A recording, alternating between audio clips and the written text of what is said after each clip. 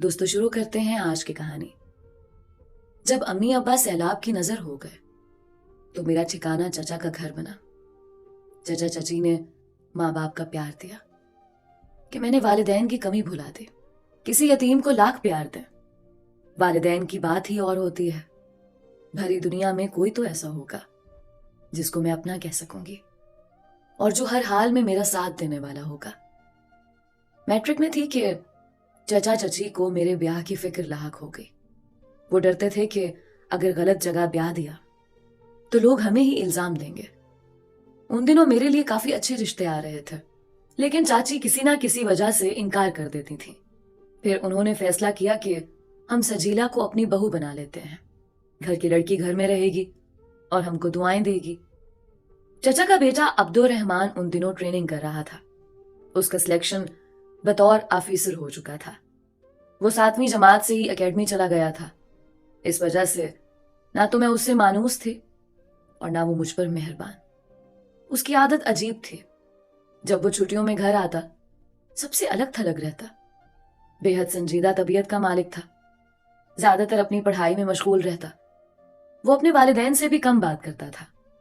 وہ مجھ سے 10 برس بڑا تھا۔ ہمارے درمیان اتنی اجنبیت تھی کہ بات کرنا تو درکنار، میں اس کے سامنے بھی نہیں جاتی تھی۔ جب میں نے سنا کہ میری شادی عبدالرحمان سے ہو رہی ہے تو بہت گھبرا گئی۔ اسے بھی والدین کا فیصلہ پسند نہیں آیا۔ اس نے صاف انکار کر دیا، لیکن والدین نے بیٹے پر اس قدر دباؤ ڈالا کہ وہ پریشان ہو گیا۔ جو ہی ٹریننگ ختم ہوئی، چچا نے اس کی مرضی کی پرواہ کیے بغیر شادی کی تیاریاں شروع کر دیں۔ اس نے ماں سے کہا کہ تمہاری خاطر میں سہرا باندھ تو لوں گا، مگر سجیلا کو کوئی خوشی نہیں دے سکوں گا۔ شادی کی رسومات تک وہ خاموش رہا، لیکن جب رات کو میرے کمرے میں آیا اس نے میرا گھونگھٹ بھی نہیں اٹھایا۔ میں سیج پر دلہن بنی بیٹھی تھی اور لاکھوں اندیشے میرے دل میں تھے۔ اس نے کہا پلیز اپنا گھونگھٹ خود اٹھا لو، میں ان تکلفات کو پسند نہیں کرتا۔ میں ساکن بیٹھی تھی، اب خود کو ذلیل محسوس کرنے لگی تھی۔ کیا میں چلاؤں؟ اس نے کہا تو میں سہم گئی اور جلدی سے گھونگھٹ اٹھا دیا۔ تبھی وہ سپاٹ لہجے میں بولا سیدھے طریقے سے دوپٹہ اوڑھو اور میری بات غور سے سنو۔ زندگی مذاق نہیں ہے کہ اس کو دوسروں کی خوشی کے لیے بسر کی جائے۔ میرا دل تم کو قبول نہیں کرتا۔ یہ بات میں نے امی اور ابو کو سمجھانے کی کوشش کی تھی، مگر وہ نہیں سمجھ سکے، لہٰذا اب میں ہمیشہ کے لیے اس گھر سے جا رہا ہوں۔ میں سیج پر دلہن بنی بیٹھی رہی اور وہ چلا گیا، گویا اس نے اپنے والدین کے کیے کی سزا مجھ کو دی۔ پھر نہ تو میں نے زندگی بھر عبدالرحمان کا منہ دیکھا اور نہ خوشی کا۔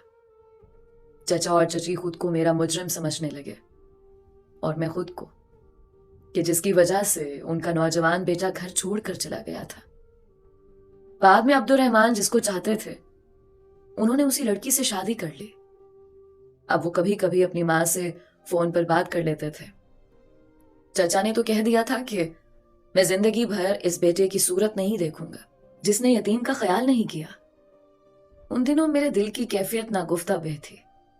لوگ آ کر افسوس کرتے، میں ٹکر ٹکر ان کو دیکھتی۔ ایک بات ضرور ہوئی کہ اب وقت کاٹے نہیں کٹتا تھا۔ میں دن میں کئی بار شادی کی تصویروں والی البم نکال کر دیکھتی جس میں عبدالرحمان کے ساتھ دلہن بنی بیٹھی تھی۔ ہم ایک صوفے پر کتنے قریب بیٹھے ہوئے تھے، جیسے سچ مچ ایک دوسرے کے ہو گئے ہوں۔ تصویروں میں اس کا چہرہ دیکھتے دیکھتے اب مجھ کو ان سے انسیت سی ہو چلی تھی۔ اس کے نقوش میرے دل پر جمنے لگے تھے، ایک کسک سی ہونے لگی۔ میں ہر سو اس کے نقوش ڈھونڈنے لگی۔